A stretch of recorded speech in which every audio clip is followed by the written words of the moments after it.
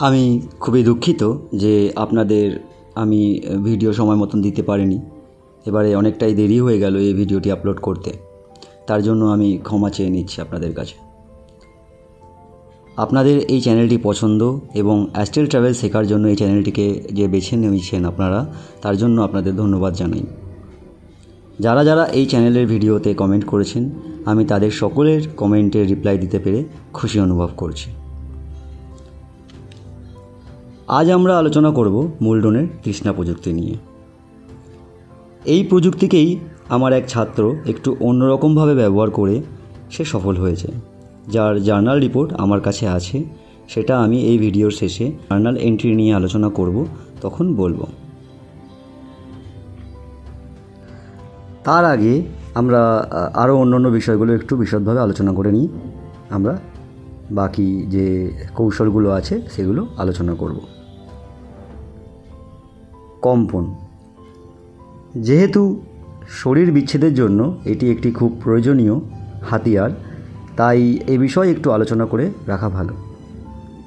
মন জাগ্রত, শরীর নিদ্রা অবস্থা অর্জন করার পর আপনি হঠাৎ অনুভব করতে পারেন আপনার ঘাড়ে তলপেটে এক ধরনের কম্পন, যা ধীরে ধীরে উচ্চ পর্যায়ে পৌঁছায়। তবে অনেকেই দাবি করেছেন যে তাদের অ্যাস্ট্রাল প্রজেক্ট করার সময় কখনো কম্পনের অনুভূতি হয়নি। কেউ কেউ বলেন যে এটা বা কম্পনগুলি হ্যালুসিনেশনের জন্য হয়ে থাকে। আবার অনেকে বলেন শরীর যে 7 চক্রে বদ্ধ, তার মধ্যে দিয়ে শক্তি প্রবাহের জন্য এরকম কম্পন হয়ে থাকে। আর যাই হোক, এটি প্রজেকশনের শেষ স্টেজ হিসাবে আমরা ধরে চলি। বেশ কিছু কৌশল যা কম্পনের উপর ফোকাস এবং তা তীব্র করার পরামর্শ দেয়, যা আমরা পরবর্তী ভিডিওয়ে এ বিষয়ে কথা বলবো যে কম্পন কিভাবে তীব্র করা যেতে পারে। এগুলো শারীরিক কৌশল নয়, কারণ কম্পনগুলো দৃশ্যমান হয় না, এবং আপনার কম্পন শুরু হলে কেউ আপনাকে যদি সেই সময় স্পর্শ করে সেই কম্পন অনুভব করতে চায়, তাহলে সে তা করতে পারবেও না। আপনি যখন কম্পন অনুভব করবেন, নিজেকে শান্ত রাখুন। কোনো এক বিন্দুতে পৌঁছে আপনি বিদ্যুৎস্পৃষ্ট বা কোনো ধরনের হঠাৎ শক এরকম মনে হতে পারে যে আপনি এরকম একটা প্রবলেমের মধ্যে বা এরকম একটা জায়গা থেকে বেরোচ্ছেন।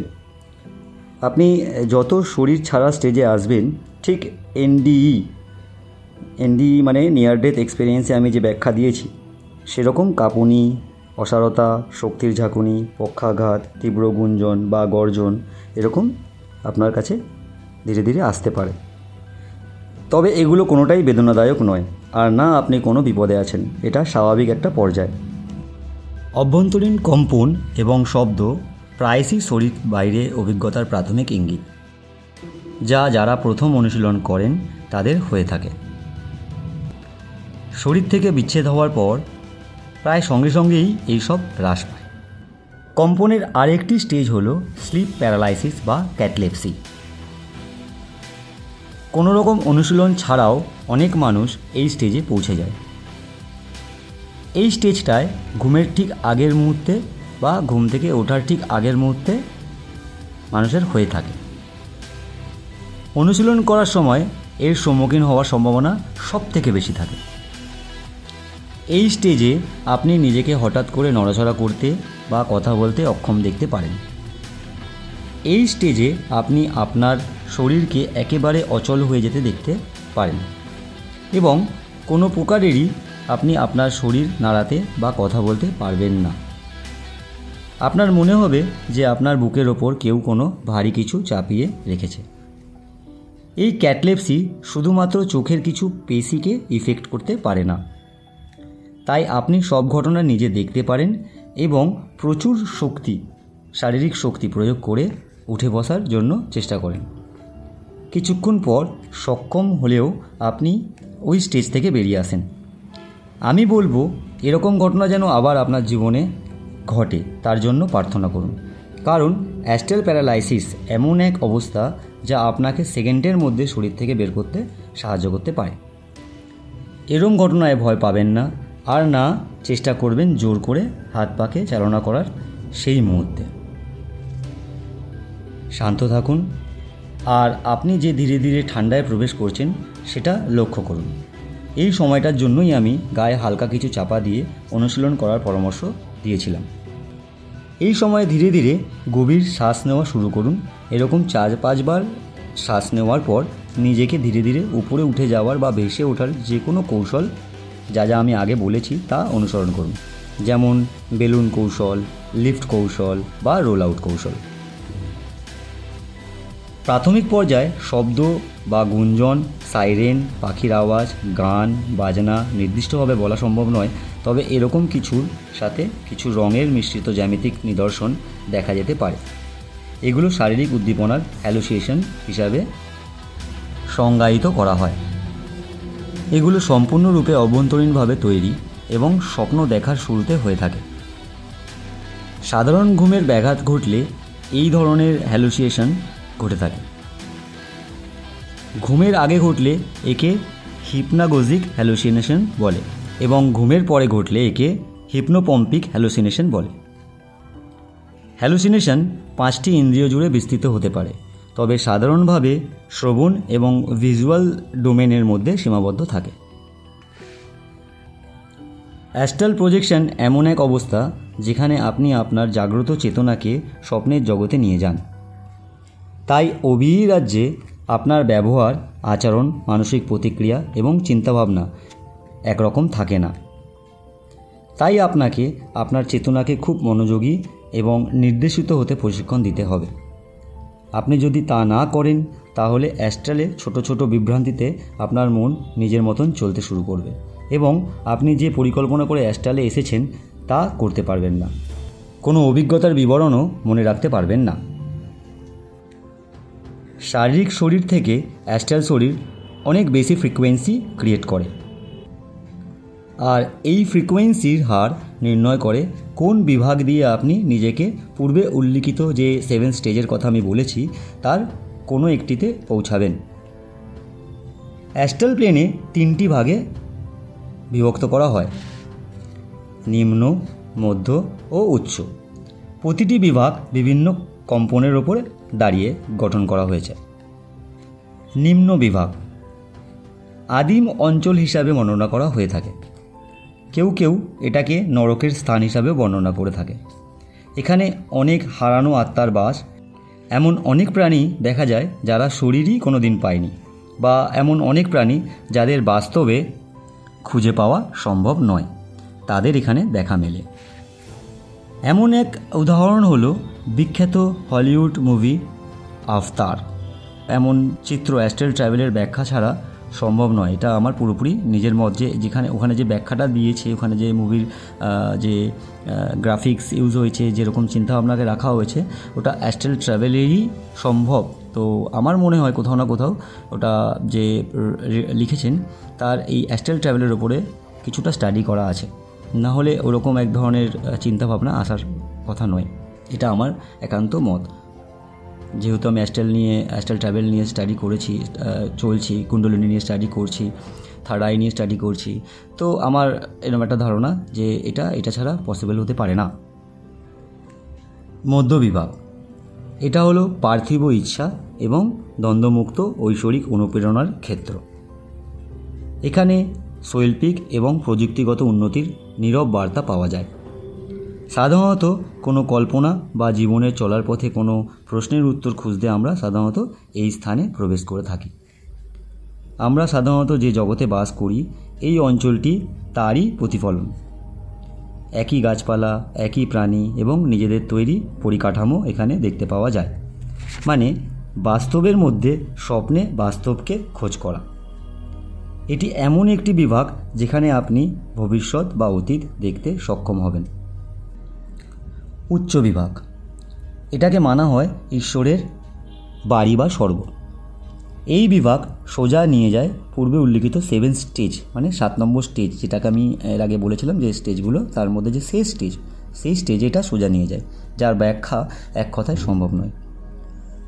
আমরা প্রথম বিভাগ এবং ফার্স্ট, সেকেন্ড ও থার্ড স্টেজ নিয়েই প্রথম অনুশীলনগুলোতে সম্মুখীন হব, তাই এই বিষয়তেই আগে এগোনোর চেষ্টা করছি। অ্যাস্ট্রাল শুরুতে নিম্ন বিভাগের প্রথম স্টেজে আমরা এখানে অবস্থিত অনেকের সাথে দেখা করতে পারি।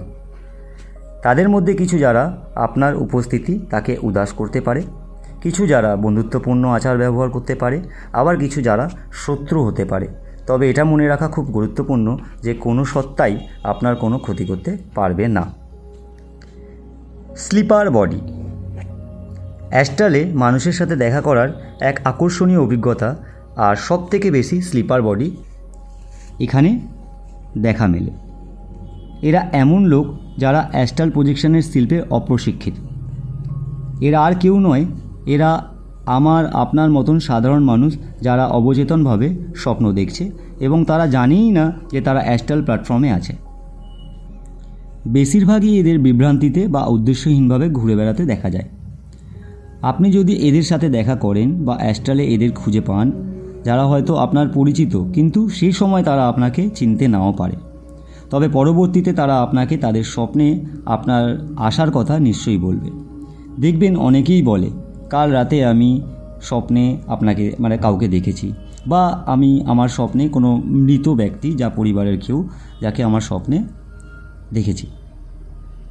তো এই ঘটনাটা তখনই ঘটে যে অ্যাস্ট্রালে ঘুরতে ঘুরতে দেখা হয়ে গেল, তখন তো চিনতে পারলো না, বা চিনতে পারলো পরবর্তীতে, সে উদ্দেশ্যহীন। তো সেই সময় সেরকমভাবে কোনোভাবে সে ভাবছে না, সে তো হঠাৎ করেই চলে এসছে ঘুমের ঘোরে তো স্বপ্নে, তো পরের দিন সকালে তার এরকম একটা ব্যাপার হয়ে থাকে।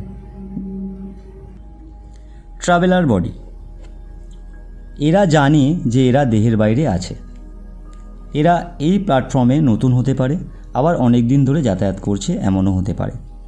যদি আপনি কোনো উন্নত ট্রাভেলারের সাথে দেখা করেন যারা বহুবার দেহের বাইরে যাতায়াত করেছেন, তারা আপনাকে আধ্যাত্মিক রাস্তায় এগোতে সাহায্য করতে পারে। আবার এদের মধ্যে এক শ্রেণীর সচেতন ট্রাভেলার হয় যারা মানবতার কল্যাণের পরিবর্তে সম্পূর্ণ ভিন্ন। এরা এদের ক্ষমতার অপব্যবহার করে।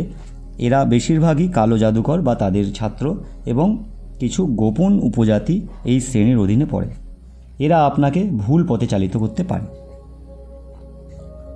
Death traveller. মৃত্যু শব্দটি একটি ভুল কথা অ্যাস্ট্রালে। এই মানুষগুলো মরেনি, শুধু আমাদের মতনই বেঁচে আছে। শুধু পার্থক্য হলো যে তারা আর আমাদের মতন শরীরে ফিরে আসার মতন কোনো শারীরিক শরীর পাবে না। আমাদের অনেকেরই মৃত পরিজনের স্বপ্ন আসে, নয় তারা অ্যাস্ট্রালে আমাদের খুঁজে নেয়, অথবা আমরা কোনো না কোনোভাবে অ্যাস্ট্রালে তাদের খুঁজে পাই। এই টোটালটাই কিন্তু আমাদের এই কম্পনের ওপর ডিপেন্ড করছে যে আপনার কম্পনের হার কী আছে। স্বপ্নের সময় বা অ্যাস্ট্রালে আপনি যখন বডি ছাড়ছেন তখন আপনার যে কম্পন থাকবে বডির, অ্যাস্ট্রালের যে কম্পনটা থাকবে অ্যাস্ট্রাল বডির, সেই কম্পনের উপর ডিপেন্ড করছে যে আপনি কোন স্টেজে কাদের সাথে দেখা করতে পারেন। ঠিক আছে, ফ্রিকোয়েন্সিটা। এই জাতীয় স্বপ্নে স্বপ্নদ্রষ্টা এবং মৃত উভয়ই অ্যাস্ট্রালে থাকে এবং দৃঢ় মানসিক বন্ধনের দ্বারা একে অপরের প্রতি আকৃষ্ট হয়, তবেই দেখা হওয়া সম্ভব। আপনি যদি অ্যাস্ট্রাল প্ল্যাটফর্মে কোনো মানুষের সাথে দেখা করেন তাহলে নির্ধারণ করতে পারেন যে সে অচেতন, সচেতন না মৃত। সবচেয়ে ভালো উপায় হলো কিছু প্রশ্ন নিয়ে তার কাছে যাওয়া। যেমন আপনি তাকে তার নাম, ফোন নাম্বার, ঠিকানা জিজ্ঞেস করতে পারেন, তবে সবার আগে জিজ্ঞাসা করবেন আজকের তারিখ কী। এই প্রশ্নের উত্তর সচেতন ট্রাভেলার এবং ডেথ ট্রাভেলার দিতে পারবেন, এছাড়া অবচেতন যে ট্রাভেলার আছে তারা দিতে পারবে না। তো আপনি এই উত্তরটা পেয়ে গেলেই বাকি প্রশ্নগুলো আপনি করতে পারবেন। এরপর আপনি বাকি প্রশ্নগুলো যা আছে তা করে নিজের শারীরিক শরীরে ফিরে আসার পর যোগাযোগ করতে পারেন, যাতে সে সচেতন না মৃত জানতে পারে। তবে মনে রাখবেন এদের সাথে বারবার দেখা অ্যাস্ট্রালে নাও হতে পারে, কারণ এরা ভিন্ন ভিন্ন উদ্দেশ্যে অ্যাস্ট্রালে ভিন্ন ভিন্ন স্তরে চলাফেরা করে। এছাড়া যাদের দেখা মেলে অমানব বা প্রকৃতির আত্মা। এই আত্মা প্রকৃতির সবথেকে নির্জন জায়গায় বসবাস করে, যেমন কোনো এক নির্জন স্থান যেখানে সমুদ্রের স্রোত একাই ঢেউ খাচ্ছে, পাহাড় বা ঘন বনজঙ্গল ইত্যাদি।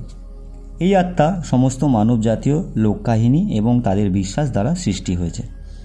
এই শ্রেণীর আত্মা সাধারণত মানুষের আত্মার উপস্থিতি এড়িয়ে চলে এবং প্রকৃতির নির্জনতা পছন্দ করে। এই আত্মাগুলোয় শিশুসুলভ মন হয়।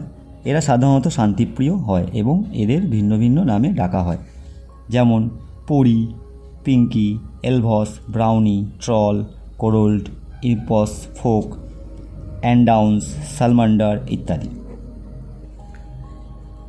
এছাড়া দেখা মেলে জ্যোতিষ দেহ। এটি একটি বড় শ্রেণী। এদের সাথে আপনার সবথেকে বেশি দেখা হওয়া সম্ভব, তাই এদের সাথে আপনার সামনাসামনি হওয়ার সম্ভাবনাই বেশি। এরা অ্যাস্ট্রালে গুরুত্বপূর্ণ অবস্থান দখল করে এবং এরা খুব অল্প সময়ের জন্যই কোনো স্থানে থাকে। এরপরে যেটা হয় সেটা হচ্ছে ঈশ্বরতুল্য বা ফেরেশতা। লোয়ার বা মিডল অ্যাস্ট্রালে এদের খুঁজে পাওয়া খুব বিরল। এনাদের সাধারণত উচ্চস্তরেই খুঁজে পাওয়া সম্ভব। এরা আপনাকে সুরক্ষা দেয় এবং আরও অগ্রগতিতে আপনার এগিয়ে যেতে গাইডও সাহায্য করে থাকে। আপনি যখন অ্যাস্ট্রালে বেরোবেন, চেষ্টা করবেন যে দুর্বল আত্মা ও অশুভ আত্মাদের ভয় দেখানোর। আপনি যদি শক্তিশালী হন এবং জানেন যে আপনার ক্ষতি কেউ করতে পারবে না, তাহলে বিনা সমস্যায় আপনি আপনার অভিক্ষেপ চালিয়ে যেতে পারবেন। এখানে আপনার ভয় দেখানোর এটাই কারণ যে আপনি এটা করতে করতে তো আপনার এরকম একটা বিশ্বাস চলে আসবে যে আপনি যদি কঠোরভাবে তাকে যেতে বলেন বা যে আপনার সম্মুখীন হয়েছে তাকে যদি যেতে বলেন, দেখবেন ধীরে ধীরে সে অদৃশ্য হয়ে যাচ্ছে। তো এটা করলে আপনার মধ্যে একটা বিশ্বাস চলে আসবে যে ভয়ের যে ব্যাপারটা আছে সেটা কেটে যাবে এবং আপনি আপনার অভিক্ষেপ যখন করবেন বা কোনো নির্দিষ্ট স্থানে যেতে চাইবেন, তো আপনি বিনা দ্বিধায় ঘুরে বেড়াতে পারবেন। কোনো রকম মনে সংকোচ বা মনের প্রবলেম আসবে না, কারণ মন খুব ভীতু, কিন্তু অল্পতেই ভয় পেয়ে যায়। তো আগেই এটা বলে রাখছি যে আপনি চেষ্টা করবেন দুর্বল আত্মা তাদেরকে ভয় দেখিয়ে সরানোর। তো এটা করতে করতে আপনি যাকেই ভয় দেখাবেন সেই সর। এরপরে আসে কৃত্রিম সত্তা। এই সত্তা আপনার চিন্তা এবং আবেগের শক্তি দ্বারা আকারে গঠিত হয়। এই সত্তাগুলো প্রকৃতভাবে জন্ম নেয় না, এগুলো আপনার মনের সৃষ্টি। অ্যাস্ট্রালে অনেকেই ভালো বা খারাপের জন্য সচেতনভাবে এই ধরনের আত্মার জন্ম দেয়। আপনি নিজেও পারবেন এরকম আত্মার জন্ম নিয়ে এই বিদ্যা নিপুণ শিল্পে পরিণত করতে। পুরোপুরি শিক্ষা অধ্যয়ন না করে আমি পরামর্শ দেব আপনার অনুমান ও চিন্তার সতর্কতা অবলম্বন করুন। যখন আমরা দেহের বাইরে থাকি তখন চিন্তা স্থানান্তর করতে টেলিপ্যাথি দ্বারা যোগাযোগের সম্পন্ন করি। যেহেতু আমাদের অভ্যেস আমাদের ভোকাল কর্ড আমাদের ঠোঁট ব্যবহার করতে শিখিয়েছে, তাই আমরা মৌখিকভাবে যোগাযোগ করি, কিন্তু এটা একেবারেই প্রয়োজন নেই। টেলিপ্যাথির ব্যবহার ছাড়াই বা ভাষাগত বাধা ছাড়াই আমরা একে অপরকে চিন্তা কথোপকথন ট্রান্সফার করতে পারি। আত্মার বাইরে যাত্রা পার্ট 2 ভিডিওতে আমি জাম্প টেকনিক নিয়ে যা বলেছিলাম তার বিষয়ে একটু জেনে নেওয়া যাক। জাম্প যেভাবে বলেছিলাম সেভাবে প্র্যাকটিস করার পর অ্যাস্ট্রালে জাম্প করার সময় প্রথম একবারও নিচের দিকে তাকাবেন না, আর চেষ্টা করবেন নিজেকে কোনো সমুদ্রের ধারে কল্পনায় নিয়ে গিয়ে উড়তে প্র্যাকটিস করার। একবার আপনি চারপাশে উড়তে শুরু করলে আপনি বুঝতে পারবেন যে আপনি যে কোনো পছন্দসই গতিতে ভ্রমণ করতে পারেন। এই গতি নৈমিত্তিক হাঁটার গতি থেকে অনেক জোরে, যা আলোর গতির থেকেও বেশি গতিবেগ নিতে পারে। এই ধরনের গতি আপনাকে 1 সেকেন্ডকেও ভগ্নাংশে অকল্পনীয় দূরত্বে কভার করতে সাহায্য করবে। মানে আপনি একটা সেকেন্ডকেও 2-4টে টুকরো করে নিয়ে তার মধ্যে অনেকটা দূরত্ব কভার করতে পারবেন। তবে কঠিন অংশ হলো আপনার গতি, ত্বরণ এবং ভরবেগ নিয়ন্ত্রণ করতে শেখা। আপনি যদি অতি স্বাভাবিক গতিতে পৌঁছান এবং ধীর না হন, তবে আপনি নিজেকে বাইরের মহাকাশের গভীরে যেতে দেখতে পারেন। যেহেতু আমি নিচের দিকে তাকাতে আপনাকে এখন বারণ করেছি অনুশীলনের সময় প্রথম আপনার গতি সম্পূর্ণ নিয়ন্ত্রণ অনুশীলন করতে হবে। এটা বলে বা সাথে অ্যাডভাইস দিয়ে শেখানো সম্ভব নয়, এটা আপনাকে নিজেকেই নিয়ন্ত্রণ করতে হবে। আপনার গতি যাই হোক না কেন সর্বদা শান্ত থাকুন। আপনার গতির উপর ফোকাস করার চেষ্টা করুন এবং আপনার উদ্দেশ্য যে এটি নিয়ন্ত্রণ করার, সেই উদ্দেশ্য দিয়ে এটাকে নিয়ন্ত্রণ করার চেষ্টা করুন। অনুশীলনের মাধ্যমে আপনি খুব শীঘ্রই নিয়ন্ত্রণে এই গতিকে আনতে পারবেন। তবে আমি বলবো আবারও যে প্রথম নিচের দিকে তাকাবেন না। কোথাও আপনি যাবেন না, যান না, কত দূর যাবেন, উঠতে থাকুন না, কী আছে।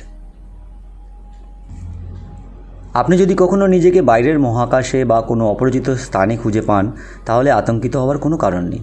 আপনি সর্বদা দৃঢ়ভাবে চিন্তা করবেন যে আপনি আপনার শরীরে ফিরে যাচ্ছেন, তো আপনি দেখবেন সঙ্গে সঙ্গেই আপনার শরীরে ফিরে চলে এসেছেন। তাই ভয় পাওয়ার কোনো কারণ নেই। যখন উড়বেন, মাধ্যাকর্ষণ কম হওয়ার অনুভূতি উপভোগ করুন। মেঘের মধ্যে দিয়ে যান এবং আরও উপরে উঠতে থাকুন। আপনি দেখতে পাবেন যে এই দূরত্ব থেকে পৃথিবীকে একটি ছোট বলের মতন দেখায় এবং মহাসাগরগুলো গ্রামের পুকুরের মতন দেখায়, যেটা আমি আগেও বলেছি এই কথা।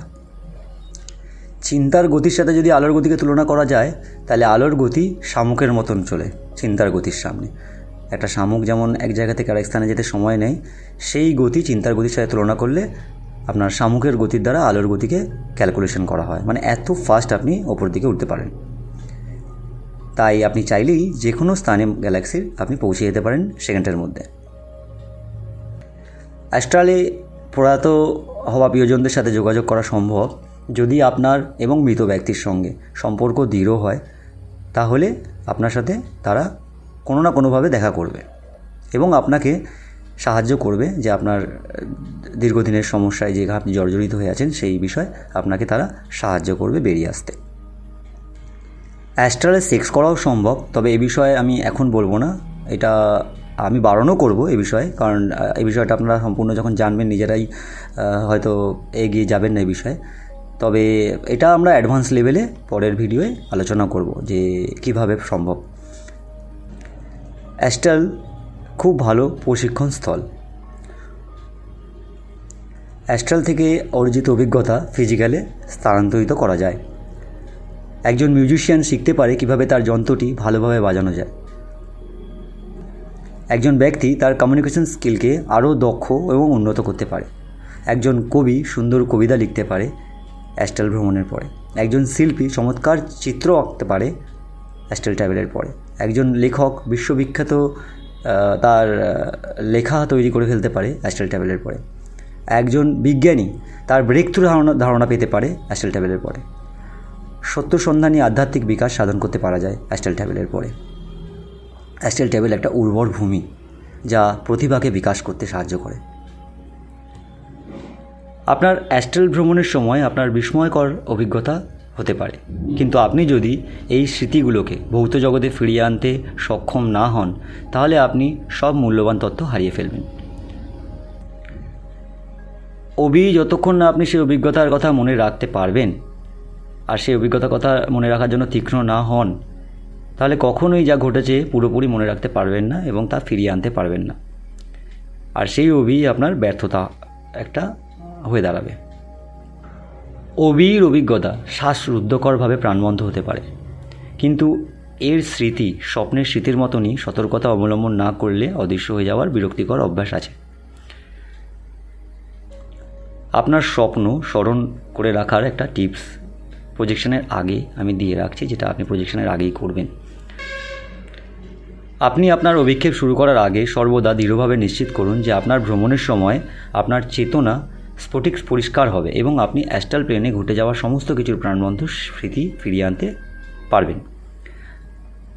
আপনি যদি রেগুলার এটাকে আপনি নিজের মধ্যে পুনরাবৃত্তি ঘটাতে থাকেন, স্মরণ করতে থাকেন, তাহলে আপনি আপনার স্মৃতিশক্তিকে বাড়িয়ে তুলতে পারবেন।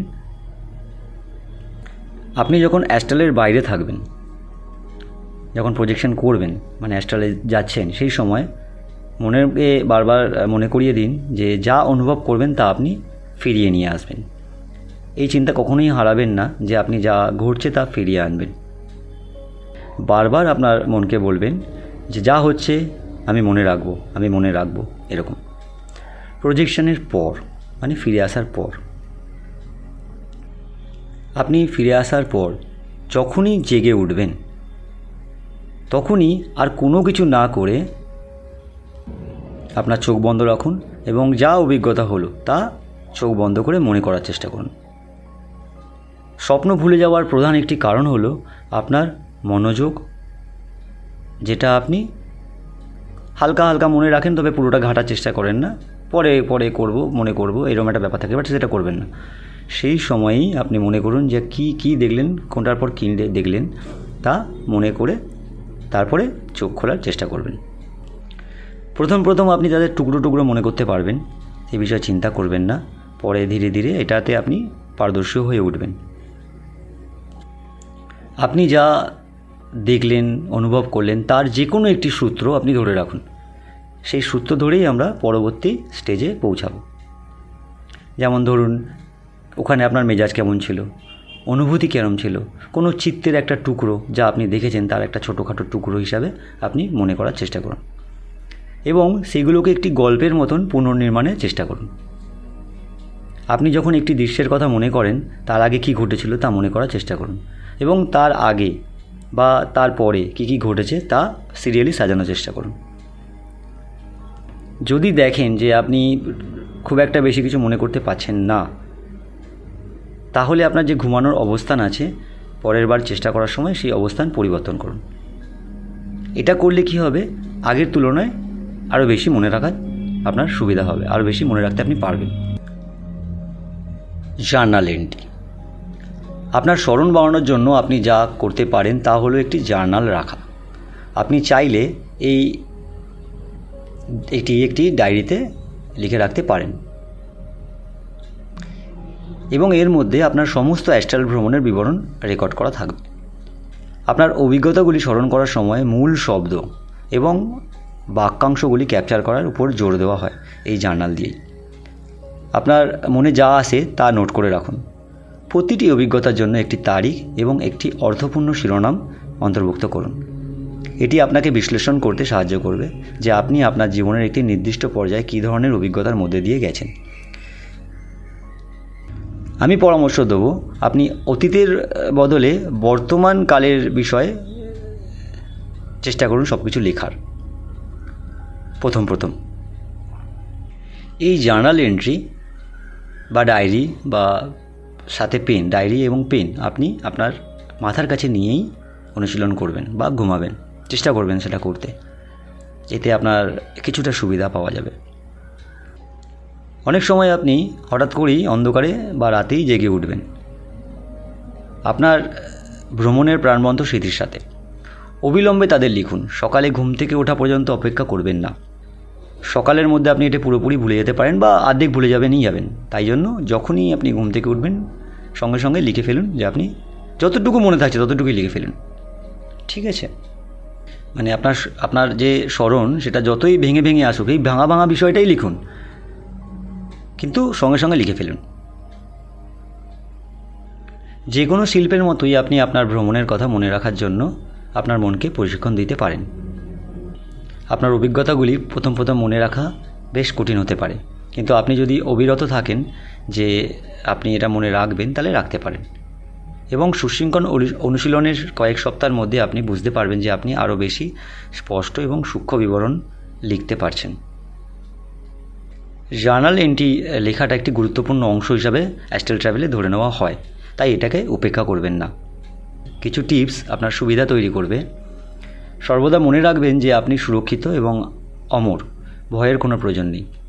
ভয়ের অনুভূতিগুলি স্ব-উৎপন্ন এবং এটি একটি নতুন পরিস্থিতি বা পরিবেশের মুখোমুখি হওয়ার সময় তথ্যের অভাবের কারণে বিদ্যমান হয়। সর্বদা মনে রাখবেন আপনি একজন শক্তিশালী অভৌতিক সত্তা। আপনার পূর্বধারণা, সীমা, বিশ্বাস ও প্রত্যয় এগুলোকে সরিয়ে রাখবেন মন থেকে। মনকে খোলা এবং বিচারহীন অবস্থায় রেখে দেবেন, কোনো বিচারের অবস্থায় যাবেন না। সর্বদা শান্ত এবং মনকে কেন্দ্রীভূত থাকতে বাধ্য করবেন। আর সবসময় মনে করবেন যে আপনি একটি উচ্চ শক্তিসম্পন্ন অভৌতিক সত্তা। অধৈর্য হবেন না। সচেতন অ্যাস্ট্রাল প্রজেকশন দিন, সপ্তাহ, এমনকি মাসও লাগতে পারে। আপনি অবিরত থাকলে এটি ঘটবেই। যদি আপনি মনে করেন যে আপনি অনেক দিন ধরে প্রজেক্ট করার চেষ্টা করছেন এবং কোথাও কিছু করে উঠতে পারছেন না, তাহলে আপনার কৌশলগুলি বারবার করে ভাবুন যে কোথায় ভুল হচ্ছে। যে কৌশলগুলি আপনি ব্যবহার করছেন বা অন্য কৌশল যেগুলো আমি আরও পরে জানাবো, সেগুলোকে ব্যবহার করে চেষ্টা করুন এগোতে। আপনি যদি নতুন হন, খুব ক্লান্ত হয়ে পড়লে অনুশীলন এড়িয়ে চলুন। সম্ভবত আপনি ঘুমের ঘোরে পড়ে যেতে পারেন বা ঘুমিয়ে পড়তে পারেন, তাই সেই সময় অনুশীলনটাকে এড়িয়েই চলবেন। ভেতরে ভেতরে আমরা যে সংলাপ চালাই সেটাকেও বন্ধ করুন। কম্পন, শব্দ, অসারতা, ক্যাটলেপসি এগুলো স্বাভাবিক অভিজ্ঞতা, আমি আগেও বলেছি। নিজের এবং আপনার ক্ষমতার উপর বিশ্বাস রাখুন। আপনি সৃজনশীল ক্ষমতার অধিকারী, একজন আধ্যাত্মিক সত্তা। এবার আমরা আলোচনা করব কিছু লেখা জার্নাল এন্ট্রি নিয়ে, যেটা আমি পড়ে শোনাবো। অ্যাস্ট্রাল ট্রাভেল বা অ্যাস্ট্রাল প্রজেকশনের ওপরে বিখ্যাত লেখক যারা আছে তাদের মধ্যে একজন উইলিয়াম বুলহ্যাম। তার লেখা, তার নিজের অ্যাস্ট্রাল ট্রাভেল প্র্যাকটিস করার সময় তার লেখা একটা জার্নাল এন্ট্রি আমি পড়ে শোনাচ্ছি। এরপরে আমরা মূল ড্রোনের তৃষ্ণা প্রযুক্তি নিয়ে কথা বলবো এবং আমার ছাত্রের লেখা এবং তার অ্যাস্ট্রাল ট্রাভেলের যে অভিজ্ঞতা সে সম্পর্কে আমি জানাবো আজকের ভিডিও শেষ করার আগে, এবং তার সাথে দুটো তিনটে আরও কৌশল আমি অ্যাড করে এই ভিডিও শেষ করব। Journal entry August 6, 1972। লেখক লিখছেন, আমি 3.5 ঘন্টা ঘুমের পর ভোর 4টেয় জেগে উঠি এবং শরীরের বাইরের অভিজ্ঞতা সম্পর্কে একটি বই পড়তে শুরু করি। পরে প্রায় 15 মিনিটের জন্য বই পড়ার পর আমি ঘুমিয়ে পড়েছিলাম এবং আমার মায়ের বসার ঘরটি কল্পনা করার সিদ্ধান্ত নিয়ে আমি ঘুমিয়েছিলাম। আমি এই ঘরটি নির্বাচন করেছি কারণ আমি এটি অত্যন্ত ভালোভাবে জানতাম। বসার ঘরের মধ্যে আমি আমার স্কুল লাইফ কাটিয়েছি। বেশ কয়েকটি আইটেম এবং ধাতব অ্যাস্ট্রে, একটি কাঠের দরজা এবং সমুদ্রের জলের রং দেয়ালে করা আমার মায়ের বসার ঘরে। আমি প্রথমে আমার মনের মধ্যে ঘরটিকে ভালোভাবে কল্পনা করে নেওয়ার পর ধীরে ধীরে আমার যে তৈরি করা আইটেমগুলো ঘরের মধ্যে রাখা ছিল তার দিকে মনোযোগ করি।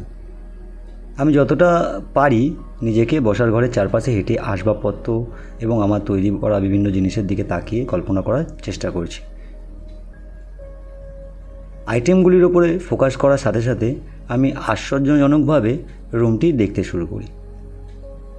আমি আমার ফোকাসকে আইটেম থেকে সরিয়ে নিয়ে বিভিন্ন বস্তুর ওপরে, যে বস্তুগুলোকে আমি স্পর্শ করছি তা কল্পনা করছি।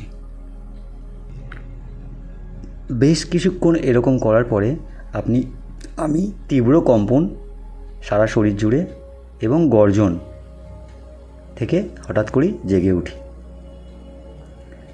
মনে হচ্ছিল যেন আমি একটি জেট ইঞ্জিনের সামনে বসে আছি।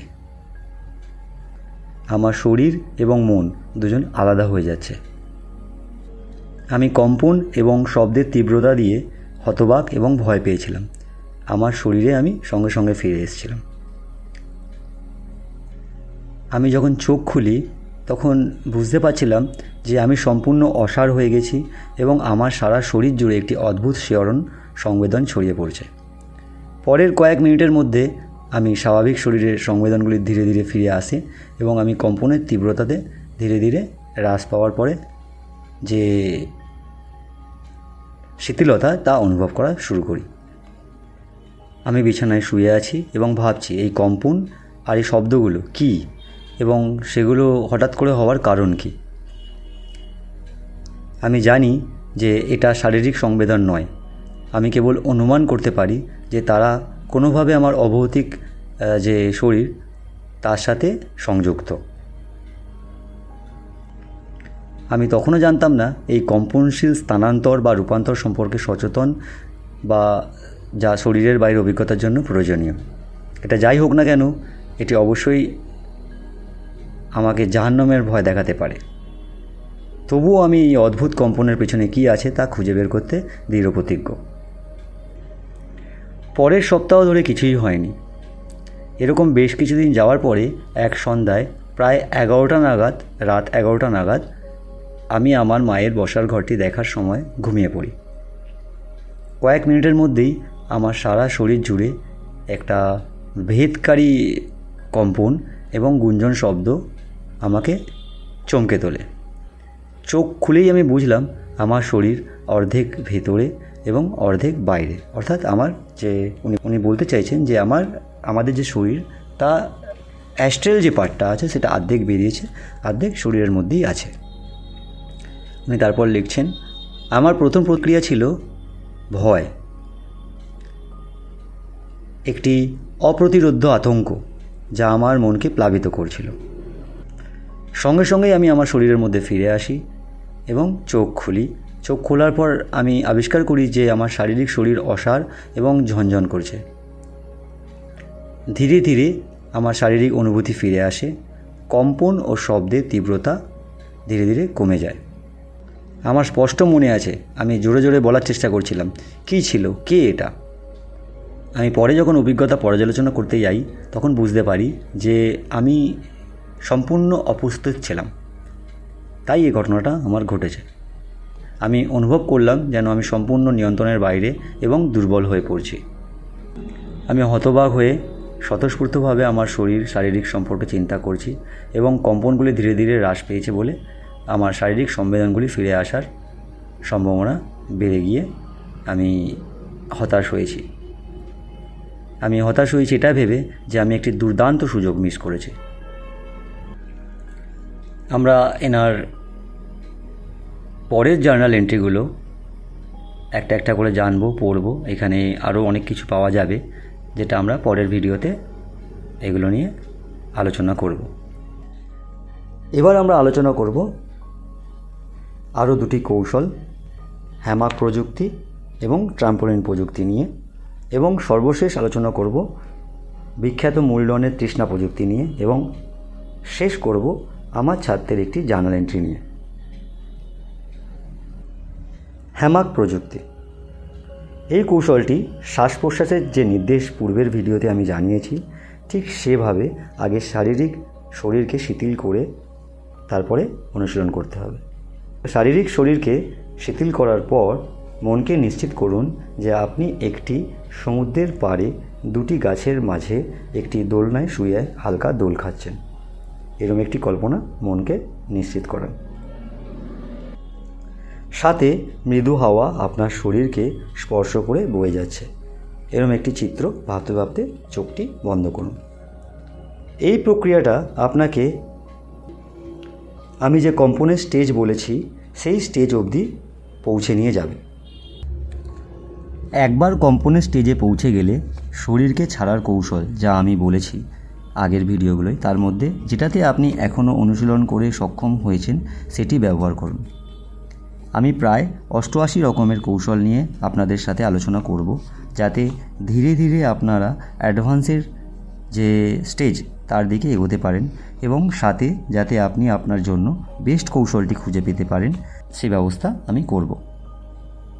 হ্যামক কৌশলটিও খুব কার্যকরী। যদি সঠিক নির্দেশনায় আপনি নিজেকে এগিয়ে নিয়ে যেতে পারেন তাহলে খুব সহজেই নিজেকে শরীরের বাইরে নিয়ে আসতে সক্ষম হবেন।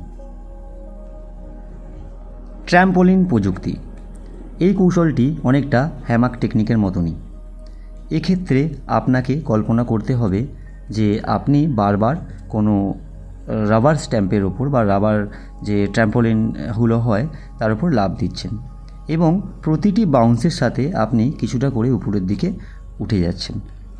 এই যে বাউন্সের সাথে সাথে উপরে উঠছেন, এর যে গতি, সেই গতিটাকে অনুভব করুন, এবং এটা করার সময় আপনার চেতনা আপনার শরীর থেকে দূরে সরতে শুরু করেছে সেটা অনুভব করুন।